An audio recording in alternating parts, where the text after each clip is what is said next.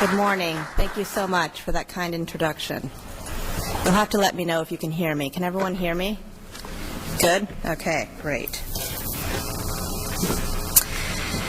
So thanks to Chris Fisher, to Abbott Kedman, for inviting me to join you here this weekend. I'm particularly moved to be here with you at Portsmouth Abbey because my brother Diego is a graduate of St. Anselm's Abbey in Washington, D.C. Like a good Argentine, I could totally cry right now. But Abbot Aidan and the Benedictine community at St. Anselm's really made Diego who he is today. It's a special place, as I'm sure Portsmouth Abbey is as well. And I just stopped at Regina Laudis, the Abbey of Regina Laudis in Connecticut yesterday, where I do my yearly retreat. I went to Vespers there instead of reading the encyclical. So, even if I was educated by the Jesuits, I teach at an Augustinian university, and I specialize in the thought of a Dominican friar. Benedictine spirituality has been and continues to be part of my religious and faith and personal development. So I'm delighted to be here. When at the end of 2001, the IMF failed to bail out Argentina, or decided not to bail out Argentina, I furiously commented to a friend of mine. And I said, why did the IMF bail out Uruguay, like this tiny country, and not bail out Argentina? And my friend, after providing a litany of economic reasons, said in exasperation, Anna, with all due respect to you and your family, Argentines are an intolerable people. So it came as a surprise when the cardinals found not just a representative of this intolerable people, but the most intolerable of this intolerable set, which is a porteño, a resident of Buenos Aires, to become Pope. Now, the night Pope Francis was elected, my husband and I had a big party. We had planned on having a party whenever the Pope was elected. We wanted our kids to really be part of this big moment in the church. So I was really lucky when all I had to do was make empanadas and buy some Argentine wine. And we had everyone over. And, of course, Argentine jokes began to fly that evening, and they didn't stop. My favorite, though, was a friend of mine who said that it's already clear on the first night of this papacy that this Pope is a humble man because any other Argentine would have chosen Jesus II as his name. I could go on with the jokes, but that's not why I'm here. I will also have a confession to make since we're getting to know each other. My confession is the following. In October, I was invited to speak at Lumen Christi at the University of Chicago during the Synod of Bishops.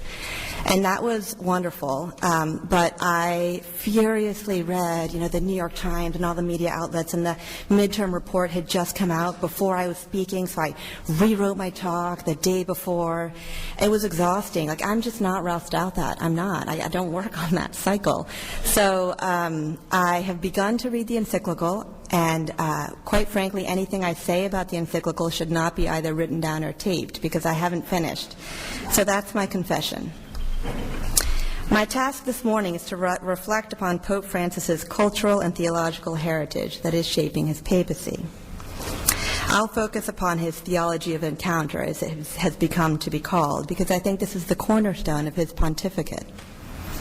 And I'll reflect upon how his background informs this theology of encounter. Now, first, I'll briefly sketch out what this theology of encounter means to this pontificate. Then I'll reach back into Pope Francis's Argentine cultural, political, and theological heritage and ask how it shapes this theological orientation. Now, this is where I'll spend the bulk of my time this morning. And I'll conclude with some cursory thoughts on how this theology will continue to inform his current pontificate. I don't think I actually did that. I think I was exhausted by part two. So I don't have much more to say beyond part two. So step one is theology of encounter. Pope Francis's homily on the feast of St. Ignatius of Loyola captures what is at the root of his ministry and faith. I seek Jesus, I serve Jesus, because he sought me first, because I was conquered by him. And this is the heart of our experience. Francis first heard the call to the priesthood at age 17 in the confessional. He tells the authors of his first biography in 2010, "Something strange happened to me in that confession. I don't know what it was, but it changed my life. I think it surprised me. It caught me with my guard down." He continues, "It was the surprise, the astonishment of a chance encounter. I realized that they were waiting for me. That is the religious experience. That the astonishment of meeting someone who has been waiting for you all along. From that moment on, for me, God is the one who te primeria, who springs it on you. You search for him, but he sought you first. You want to find him, but he finds you first." Now, this idea of the Christian life is always one of response to a call or reception to a gift, grounds Pope Francis's religious life and church leadership. It is because we Christians have been chosen that we must serve as a door for others to that divine election. Now, this has become, I think, the cornerstone of his pontificate. So Pope Francis's personal experience of encounter with Christ grounds what has come to be called his theology of encounter. Now, he writes in Evangelii Gaudium, smartly quoting my favorite line from Benedict XVI's Deus Caritas Est. I'll start with Benedict, and then Pope Francis reflects upon this. "Being a Christian is not the result of an ethical choice or a lofty ideal, but the encounter with an event, a person, which gives life a new horizon and a decisive direction." That's from Deus Caritas Est. Now Pope Francis. "Thanks solely to this encounter, or renewed encounter, with God's love, which blossoms into an enriching friendship, we are liberated from our narrowness and self-absorption." Now, I'm sure we've all heard examples of this penchant for encounter. Pope Francis loves to pick up the phone and surprise people with, "Hola, habla el Papa Francisco," or "Hello, this is Pope Francis." The best way to talk about this theology of encounter, though, is to see it in action. So I'm just going to show you a few representative slides.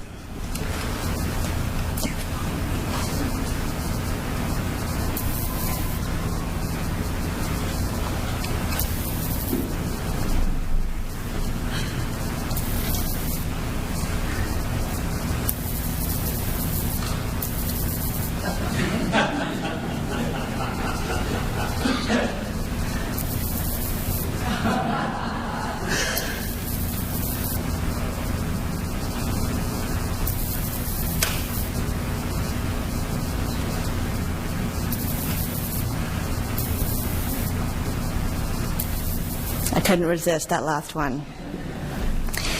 It is the personal encounter with Christ that then transforms the person and encourages her to turn outward toward others. During his first Holy Thursday Chrism Mass, the Pope said, it was his first Holy Thursday Chrism Mass as Pope, "Our people like to hear the gospel preached with unction. They like it when the gospel we preach touches their daily lives, when it runs down like the oil of Aaron to the edges of reality, when it brings light to moments of extreme darkness, to the outskirts where people of faith are most exposed to the onslaught of those who want to tear down their faith. And we see an ecclesial reform within the Church so as to be able to care properly for the poor and vulnerable among us and beyond our ecclesial walls. So we reform and heal the body of the Church. We make it healthy so that it can make a difference in the world. Now, here in privileged circles in the U.S., we'll say we have to care of ourselves so that we can be good fathers and mothers or business leaders or teachers. Self-care, we call it. Pope Francis really believes this about the body of the Church. He'll say we have to care for the Church, reform it, so that it can encounter and touch the world. So step 2 is cultural and theological background. This theology of encounter both emerges from personal experiences with the poor and is directed to the poor and vulnerable across the world. In order to understand Pope Francis's acute sense of a responsibility toward these segments of the society, it's important to get a sense of where he comes from. This isn't exactly where he comes from. This isn't his neighborhood in Flores. I'll talk about that in a second. These are photographs of the Villas Miserias, the slums that surround the city of Buenos Aires. The poverty in these shanty towns reaches a level that we can barely imagine in the U.S., certainly not in our urban centers. There might be centers of rural poverty that are hidden from most of our view that begin to reach these levels. But in Buenos Aires, you can't get from the airport to the city without driving by these shanty towns. You see makeshift huts, you see tin roofs, and no electricity. As Archbishop of Buenos Aires, Pope Francis walked out onto the corners of his beloved city to meet its inhabitants. When Bergoglio became Archbishop of Buenos Aires in 1998, there were only 8 curapilleros, priests who lived and worked among the poor in the slums that surround the city. By the end of his time in Buenos Aires, that number rose to 26. He regularly celebrated Mass, walked streets in simple dress, talking and eating with the inhabitants of these shanty towns. He encouraged the foundation of cooperatives and unions and challenged the dominance of the drug dealers who ran these slums. To a young priest who asked him whether he should wear a cassock, Bergoglio responded, "The problem isn't whether or not you put it on, but whether you roll up your sleeves and work for others." 3 years into his service as Archbishop of Buenos Aires in 2001, Argentina fell into an economic and political crisis that utterly devastated the poor. For a country that historically distinguished itself among its Latin American counterparts by boasting a thriving middle class, more than half of the population fell under the poverty line. Let me repeat that. More than half of the population fell under the poverty line. The president at the time, Fernando de la Rúa, resigned and was followed by 4 presidents in 11 days.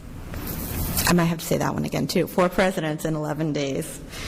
During this crisis, Bergoglio spoke on behalf of the bishops who had opened a network of parish food programs for the hungry. We are tired of systems that produce poor people so that the church can support them.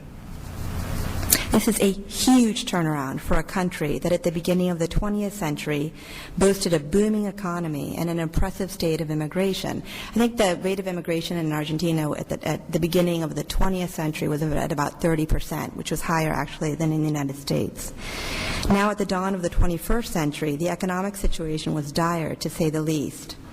When the convertibility law that pegged the peso to the dollar was abandoned in 2002, the peso lost 40% of its value.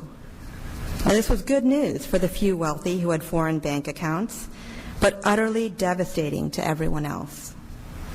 In the next few years, close to 50% of the working population was unemployed. The symbol at this time was the cartonero, who searched through trash for recycling in order to earn a few pesos. As Archbishop, Bergoglio helped these cartoneros organize. He supported their peaceful demonstrations in the Plaza de Mayo. So during this pontificate, when we hear the Pope say that the young need human dignity through work, it's because he has seen up close what happens to a whole generation of young people who simply cannot find work. Now, it used to be a joke that in Buenos Aires, the most highly educated, they have the most highly educated taxi drivers across the world. So you'll find architects and engineers and doctors and people who study literature and law driving your taxi. But by 2005, this joke was not funny. As Pope, he continues to make care for the poor and vulnerable a centerpiece of his homilies, speeches, and interviews. He repeatedly reminds us about 2 segments of modern society, the young and the elderly, who have been pushed to the margins of human progress. It's not enough, he says, to give alms to people who beg for money. If you don't look them in the eyes, if you don't touch them, you don't encounter them. And most importantly, you lose the opportunity of being transformed by that encounter. One imagines here that his own experience of coming to know the inhabitants of the Villas Miserias in Buenos Aires has shaped this approach. So I turn now to Pope Francis's political background. Now, preparing for this lecture has forced me to examine how the Pope's political background has shaped this theology of encounter. Now, I'll admit that this has been a challenge for me. So for the first few years of his pontificate, when I was asked how Peronism shapes his views, I would say, and somewhat defensively, it's not Peronism, it's the social doctrine of the Church and the call of the gospel. And I still stand by that. I'm not rejecting that. But it's also true that the Peronism of Pope Francis's youth informs the orientation of this pontificate. Now, this is difficult for me to admit because my family immigrated to the U.S. as a result of Peronism. So my childhood, in contrast to the Pope's, was informed by anti-Peronismo. After doing some more reading and reflecting, what I have to say is this. Insofar as the Peronism of his youth spoke of el pueblo and placed the poor at the center of its rhetoric, Peronism shaped for Pope Francis. I am here talking of the Peronism of the 50s, before the split within Peronism between the right and the left who famously became the Montoneros, a guerrilla group responsible for hundreds of deaths in the early 70s. And long before the Peronism of Nestor and Cristina Kirchner, whom Pope Francis has rightly challenged as corrupt to their core. I might have over-said that, but he has certainly challenged them as corrupt. Insofar as El Pueblo was part of the Peronist rhetoric, it shaped the Pope's orientation toward the poor. Now, while Argentina was largely a bystander in the development of Latin American liberation theology in the 60s and 70s, this is something that's not commonly known because North Americans just think sort of all of Latin America is one monolithic thing. But a little-known strain of liberation theology, known as Teología del Pueblo, or Theology of the People, was developed mainly by three priests, each of whom influenced Jorge Bergoglio. These priests are Lucio Guerra, Rafael Tello, and the Jesuit Juan Carlos Canone. While liberation theologians in the early 70s used Marxist categories in their work, these Argentine theologians started with the culture and religiosity of El Pueblo, which naturally resisted both Marxist and liberal ideologies. Now, what is El Pueblo? For Argentine thinkers, it is an active agent of history, not as liberals or Marxists view it, a passive mass. The role of theologians was not to impose categories, but to interpret the people's project in light of salvation history. While liberation theology viewed the people as an essentially socioeconomic or class category, think of the proletariat or the landless peasants, in opposition to a dominant class or a bourgeoisie, the Teología del Pueblo saw the people as a historic and cultural, even a symbolic category that includes those who share in the common project of liberation, whatever their status. This theological orientation is suspicious of elitism in any of its manifestations, be it liberalism, Marxism, or clericalism. La Teología del Pueblo uses poor people's experience as a locus theologicus from which the Church should do its thinking. Now, when we hear this rhetoric up north, we imagine like academics and cushy jobs like mine patronizing and informing the poor and telling them what they should think about their poverty. The Argentine theology that influences Pope Francis is frankly allergic to this sort of thinking. Notice that the critique here casts a wide net. Intellectual elites of both conservative and liberal stripes are denounced. Although this theology wasn't associated with Peronism in any official capacity, its adherents were often Peronists. While this pueblo served as a font for Bergoglio's theological framework, it also informed his later criticisms of the political manifestations of Peronism, be it in the 70s guerrilla movement, which was overwhelmingly middle class, or in the Kirchnerista variety of our own day. So the first mark of this theology is that it's rooted in and emerges from the experience of the poor faithful, and it cannot be analyzed from afar. Theologians have to be guided by El Pueblo up close and personal. La Teología del Pueblo plays an integral part in Pope Francis's theology of encounter. When in 1979 Bergoglio became rector of the Jesuit College in Buenos Aires, the Colegio Máximo, he held on to faculty who were shaped by this theology, who emphasized popular religiosity, and who inculcated practices of Ignatian discernment in their students. British journalist Austen Ivery, which I've read a lot of biographies. This is the latest one that I'm peddling. I think it's excellent, head and shoulders of every other biography I've read. I don't know if it's on the table. If it is not, Amazon Prime. Okay. This is Ivery. Bergoglio's formation program had an extra radical element seldom found in Jesuit training at the time, which he took from the early missions that so inspired him. It was an option for the poor expressed in manual labor, hands-on pastoral care, and a deep respect for popular culture and values, especially a religiosity of pilgrimages, shrines, and devotions. It was a radical inculturation into the lives of God's faithful people. Bergoglio was certainly criticized by leftist Jesuit intellectuals of his day for running a parish rather than a college at the Colegio Máximo. They were appalled by the encouragement of popular religiosity, which they thought was anchored in pre-Enlightenment Catholicism. They accused him of being conservative, of being parochial. They claimed it inappropriate in an educational setting to give pastoral issues priority over intellectual ones. There was even an anti-intellectualist air about the place, they said. This is why at the beginning of his pontificate, such conflicting images emerged about where he stood on an ecclesial landscape. Was he liberal, a conservative, a radical? News outlets from the global north received stories from Argentina that ran in several different directions. I actually think that underlying these criticisms, what emerged mostly from Jesuits working at the Centro de Investigación y Acción Social, or the Center for Social Research and Leadership Training. The acronym is CIAS. That's what you would read it as in the papers. There lay a tension between social classes, and I haven't seen anything written on this, but you can kind of read between the lines. This is just a tough thing to write about and put out there, a tough thing to confront, I think. It's difficult for those of us in the U.S. to fully appreciate classist tensions, given the ethos of the United States.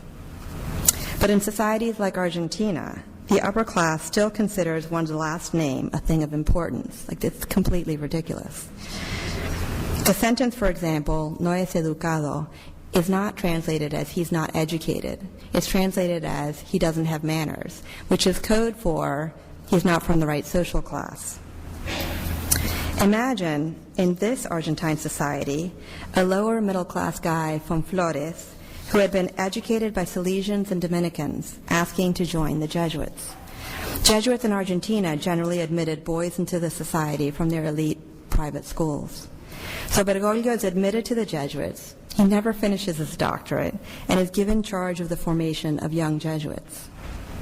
When a guy like that introduces manual labor and parish work with the poor as mandatory parts of Jesuit formation, when a guy like that encourages young Jesuits to attend pilgrimages, to touch images even, some brother Jesuits react poorly. Now, I've talked about this theology of encounter, how it's rooted in an encounter with the person of Christ, and how it reaches out in particular to the poor and vulnerable across the globe. I've talked about the political, theological, and social landscape out of which that encounter emerges. Let me talk about the wider cultural landscape that produces Pope Francis. This is the first pope since 1960 who did not take part in Vatican II. He was in his 20s during Vatican II, so most of his adult life was lived as a post-Vatican II Catholic. So he's a particularly modern and urban pope. As a symbol of this, I turn to his favorite painting. This is The White Crucifixion by Marc Chagall. Now, Chagall was born in Belarus but lived in France until he died in the 1980s. He was raised in a devoutly Jewish family. He was smuggled out of southern France in a rescue operation for European intellectuals and artists in 1941. This painting dates from 1938. Jewish and Christian symbols are mixed in a depiction of a Nazi crowd terrorizing Jews. This is not a pious depiction of the cross. Perhaps the love of this painting is a Jesuit thing. Jesuits like to find Christ in unexpected places, the whole finding God in all places.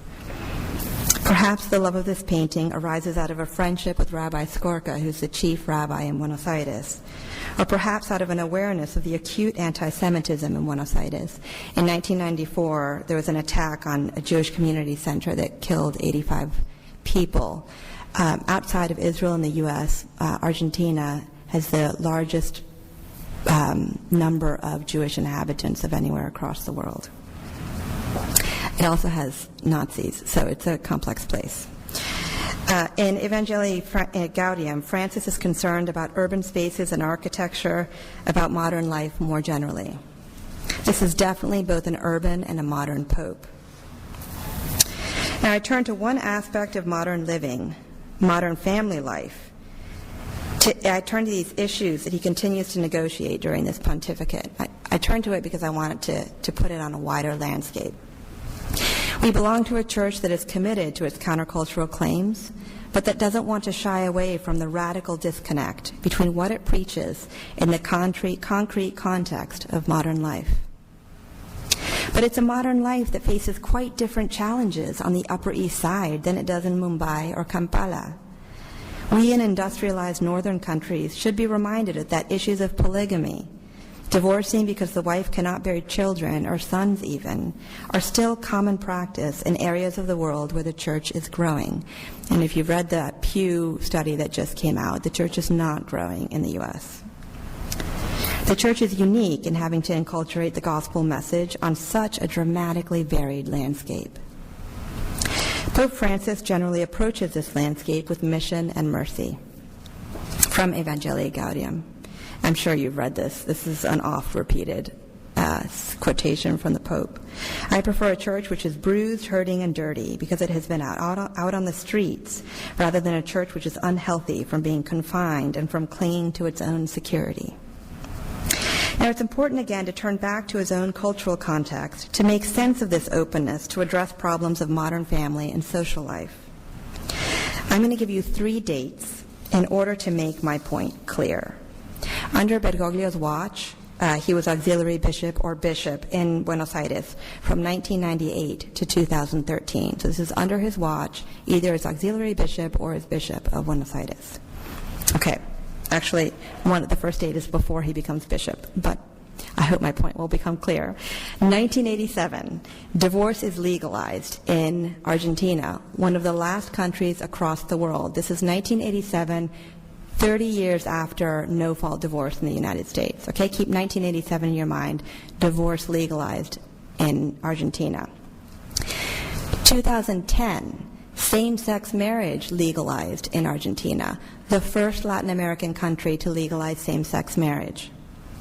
2012, abortion becomes legal in the case of rape or threat to a woman's life, not 1971. Are the dates clear? Okay. So the cultural decay that we've experienced over the last 50 years started much later in Argentina, but happened much more quickly. One can easily imagine the Pope encountering families in deep disarray during his regular walks in the slums, but also during brief forays into the wealthier parts of the city. He believes in the power of the sacraments and wants the sacramental life of the Church to reach these people. So he always leads with mission and mercy. In the Villas, for example, the Church tries to regularize marriage. When we return to reading about Phase 2 of the Synod in the upcoming months, we have to place the issue of receiving the Eucharist in the context of the Villas. For that surely is where the concerns about how sacramental life of the Church touches people's daily lives are rooted. Now, I'm not here actually taking a stand on that issue at all. Theologically, I think that's really problematic. We could talk about it in the conversation. That's not my topic for today. I only want to highlight the context out of which that pastoral concern emerges. Now let's map onto this cultural decay the tragic Argentine political history of the post-conciliar era and the repeated economic collapses, because I only told you like one minor moment in this horrific economic roller coaster that Argentines have been enjoying these past 50 years. Now, this decay of the family occurs on a radically turbulent political and economic landscape. And in some important ways, the family issues haven't come first in Argentina. We have repeatedly heard Pope Francis call himself a son of the church and not move toward changing church teaching on what we call here hot-button issues. But they are certainly not at the center of his rhetoric. I hope the background I've provided this morning has shown why this is the case. When he talks about the church as a field hospital, it is because that exactly describes the church he headed in Buenos Aires after the political and economic crisis of 2001. Conclusion. To conclude, let me turn back to the beginning of my remarks this morning and talk about one of what have come to be called bergoglismos. These are made-up words, really, of the Pope. There's an Argentine sort of art of making up words that emerged first in tango lyrics and then made their way into common parlance in Argentina. And so the Pope actually loves to play with words. As Bishop of Buenos Aires, the Pope chose the motto, miserando adque eligendo, which is difficult to translate. It's through mercy that we are chosen. It's taken from the homilies of the Venerable Bede on the Gospel of Matthew. Jesus saw the tax collector, and by having mercy, chose him. This homily is read on the feast of St. Matthew in the Liturgy of the Hours. It was, in fact, on that feast day that Pope Francis felt the call to religious life. Bergoglio liked the way that in Latin mercy is a verb, miserando. So he created the Spanish misericordiando, a word that depicts the act of God on the person. It is what God does to you. Déjate misericordiar, he would say. Let yourself be mercied. It's much nicer in Spanish. This is what he experiences in his own life and what he wants to spread to others. He asks the rest of us to do the same. It is then because we have been encountered that we are called to a life of encounter with others. Pope Francis's penchant for thinking aloud in and through dialogue reveals a human element that is deeply attractive, an element that is best encountered on video rather than on the written page. And those of us who think aloud, it's particularly refreshing to find somebody thinking aloud. Catholics will have to get used to this new style after the German academic approach of Benedict XVI. But Pope Francis will have to be wary that his thinking out loud approach needs to be complemented by some catechetical and theological formation of the faithful. So this theology of encounter, it seems to me, is the first chapter in a longer book of religious formation and development. Pope Francis doesn't exactly disagree with me on this, but then again, he's clearly not as interested in doctrinal issues as he is in pastoral ones. Although that's a false division, I would have more to say on that too. So in some ways, those leftist Jesuit intellectuals were right about him in the 70s. But it might be that when practicing emergency amputations in the field hospital, intellectual conversations about what it will mean to walk are best set aside for later. Thank you.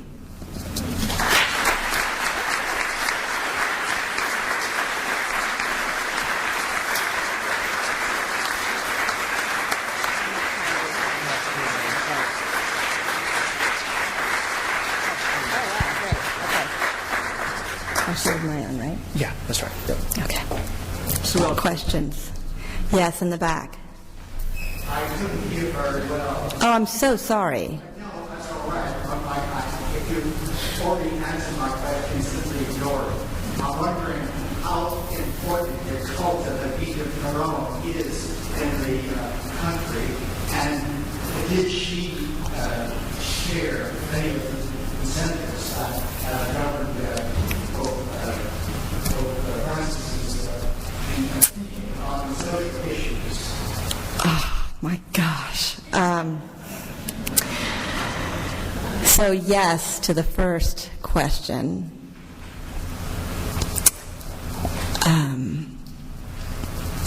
I'll have to tread lightly here, I guess, I would say. Yes, that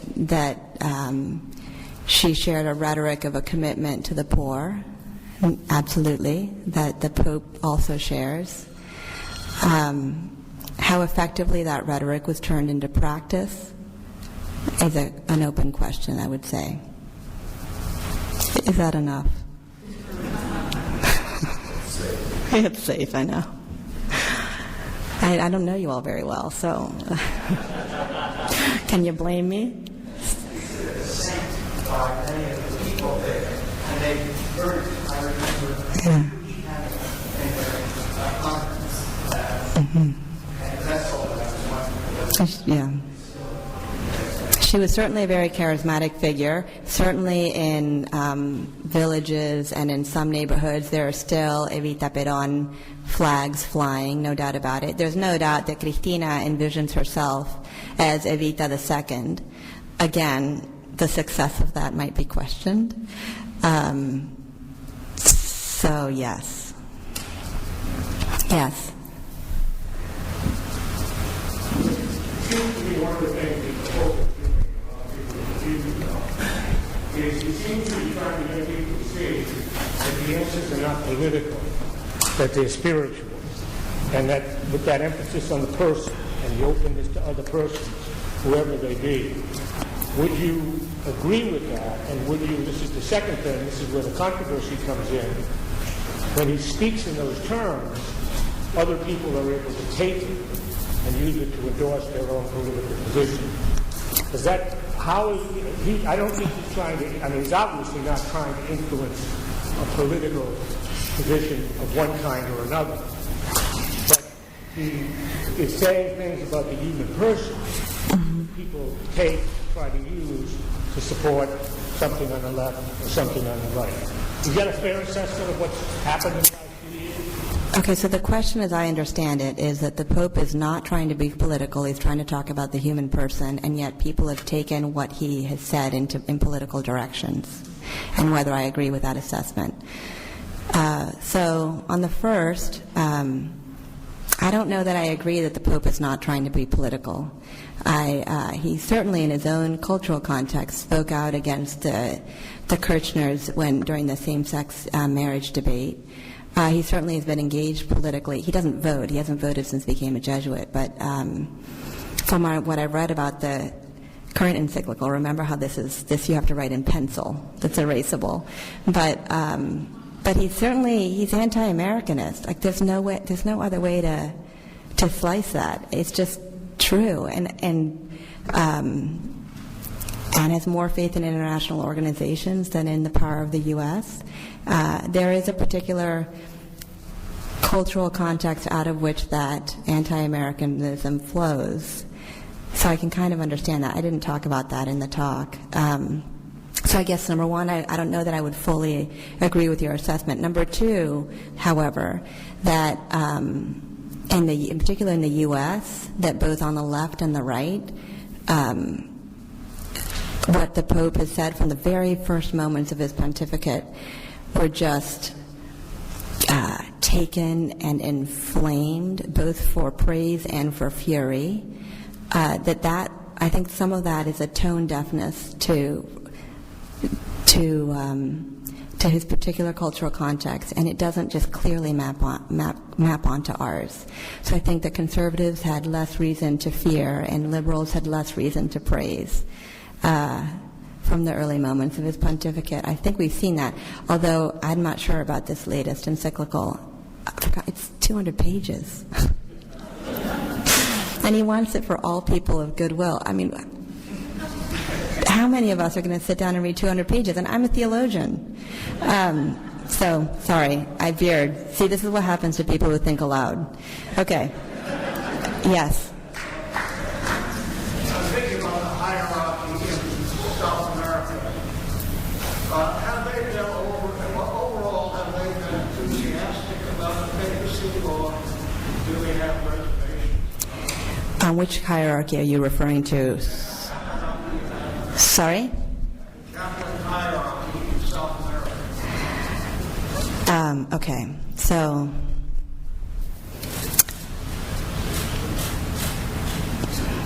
there are a few ways to answer that. First, the bishops who worked with Pope Francis on the Aparecida document of 2007 were wildly enthusiastic. I think that was a really good experience for all the bishops involved in that document. It was disappointing when kind of not enough came of it, and you see the Pope citing that document all over the place. I mean, the Pope cites widely, but he particularly draws upon Aparecida. So if you... What is that document? Sorry, it's a document coming out of the Latin American Bishops' Conference, out of which Bergoglio was the head of the Latin American Bishops' document. It was written in Brazil in 2007, and it deals with the issues of poverty and economic concern. That is worth reading, but it's also really long. So there's an enthusiasm there. Is there a great strain of conservative Yes. attitude among many of the bishops of America? Okay, yes, but when we use the word conservative, we don't necessarily mean the same thing. That it doesn't map on that clearly. So if by conservative, it depends what you mean. Yes, go ahead. Well, I mean, for example, a lot of the criticism in the joy of the gospel could easily be taken as being directed at the attitude of many of the churchmen in South America who just want to sort of maintain the status quo, ignoring the past, or having a defensive attitude towards the modern world. I mean, I've been in several Right. countries, so I've had some experience with it. I'm just wondering if they take, these points as critical of them, or are they willing to change? So I guess in one way I'd say I don't know the answer to that question. I will, however, say that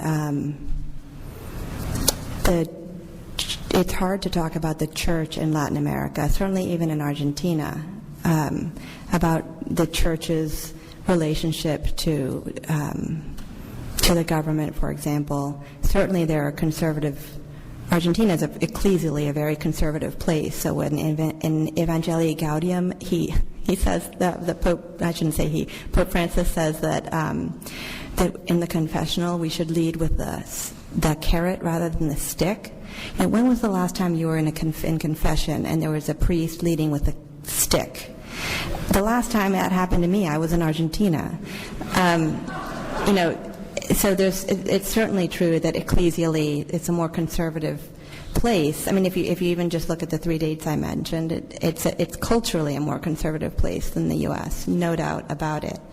In some ways, refreshingly so. Now, some of the church hierarchy has dirtier hands than others with respect to different governments across that continent, is all I can say. Yes? Discuss his personal family background and how that influenced him, and also his education. I understand he was a chemist. Just how that might tie into the way he is today. Well, I thought about playing operas that he used to listen to on the weekends, but I don't know enough about opera to make that lucid. You can tell from reading him that he is a very well-educated man. There's no doubt about it. I'm not sure how his interest in chemistry, he worked in that laboratory, I'm not sure how that influences his scientific understanding, although, I did read up to and a little further than, I think it's paragraph 62, in which he talks about the relationship of religion and science, and it's not a great paragraph. So I'm not sure how intellectually his interest in chemistry has informed at least this current encyclical. I don't know what else to say about his background. He came from Italian immigrants to Buenos Aires, lower middle class background. I mean, one of the kind of hidden facts about Argentina is that in a lot of ways it's more European than the U.S. So both with respect to immigration rate and with respect to the lack of indigenous people. The few who were there were in large part killed off when the Spanish settled. So the life of the immigrant in Argentina is formative, alive.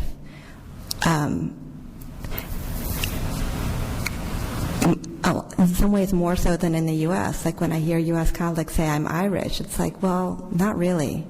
But in Argentina, it's because your grandparents came from Ireland. And there are Irish in Argentina, yes. Sorry. Okay, yes. Bergoglio left his doctoral studies and he was working on Milano Guardini. That's right. Residue of Guardini and Okay, that's a good question. I know that he cited Guardini in this current encyclical that I haven't yet finished, and I haven't read enough Guardini of my own to be able to answer that question intelligently. Yes. You spoke of the economic collapse of Argentina around the turn of the century, 2000, and also the effect on the poor, etc. My question would be directed at the Pope's rational or his thoughts in terms of what caused one of the causes of the economic collapse. Okay. How it influences them now, you're saying? Okay. So we saw in Evangelii Gaudium that he doesn't have very flattering things to say about international businesses. That's for sure. He has seen the effects of that in his own country. Certainly the political corruption that he spoke out against consistently as Archbishop, the political corruption of Peronists in particular, is part of what he was active against as Archbishop. Argentina had this crazy dream that the peso could really be linked to the dollar. That had it worked out, there wouldn't have been the collapse. So there are economic reasons there. I'm not sure that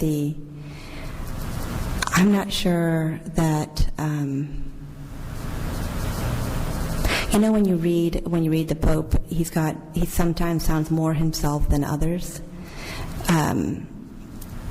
I'm not sure that he has thought through some of the sort of relationship of political and economic issues.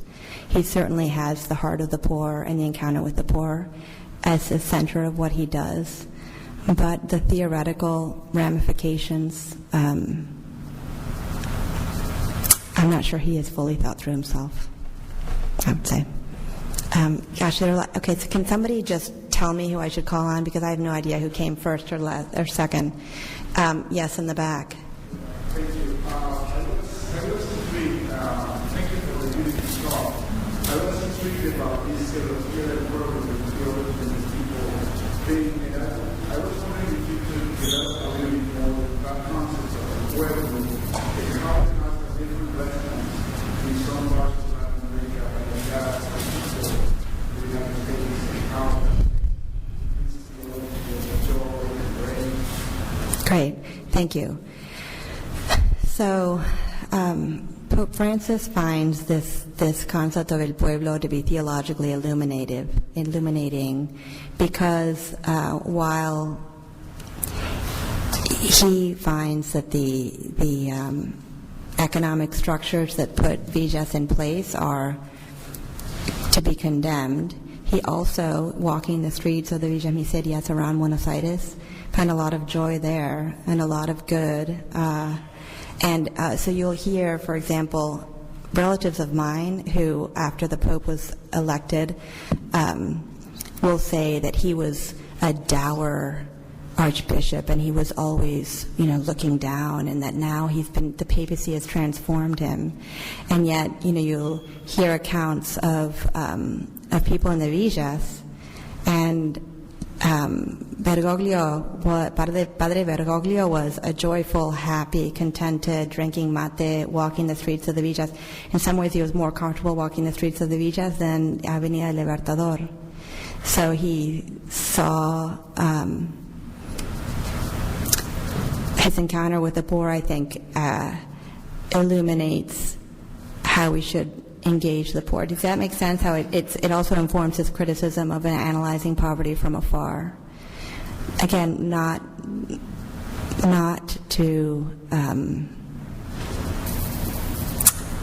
this doesn't come hand in hand with withholding. Excuse me.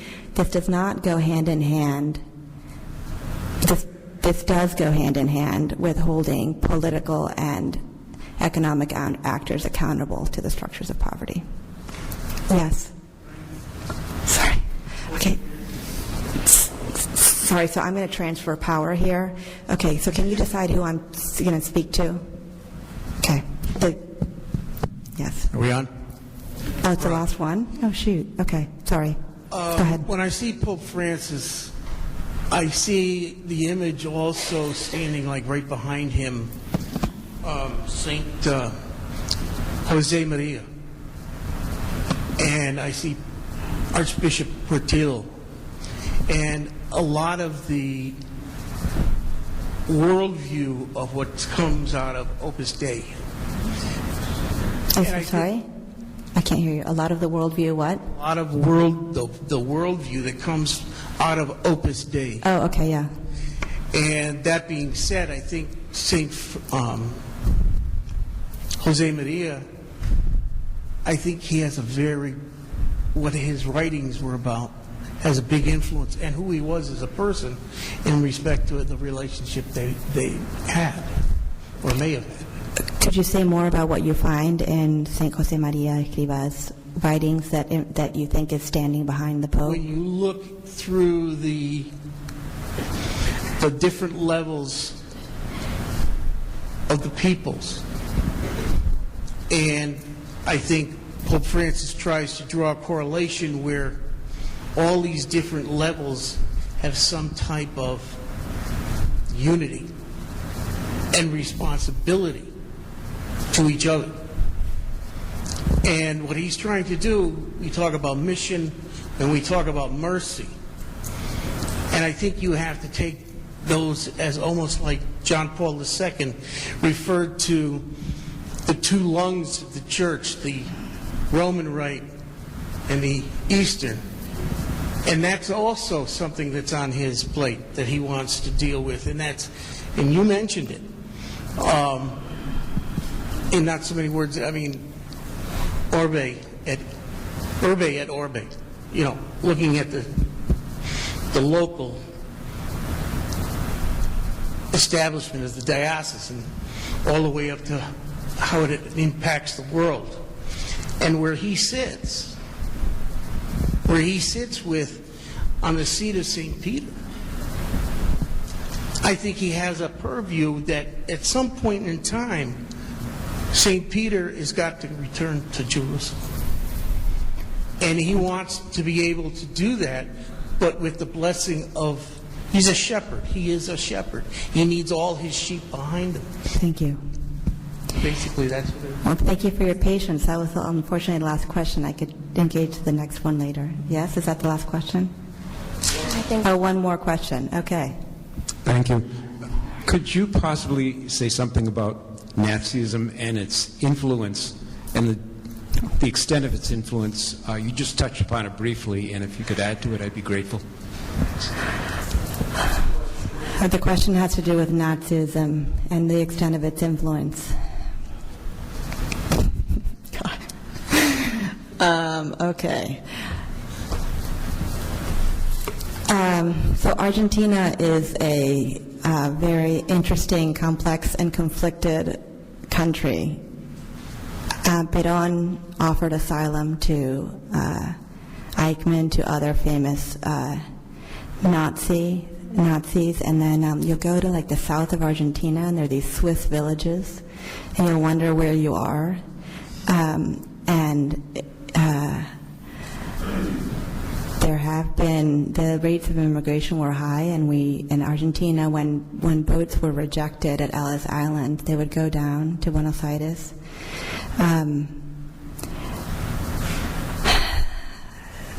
The Catholic Church's ecclesial landscape is a conservative one in Argentina, especially in relation to its Latin American brothers and sisters. So there are issues there. I don't know what else to say in front of so many people. There are issues that Argentines should not be proud of, for sure. Okay, thank you.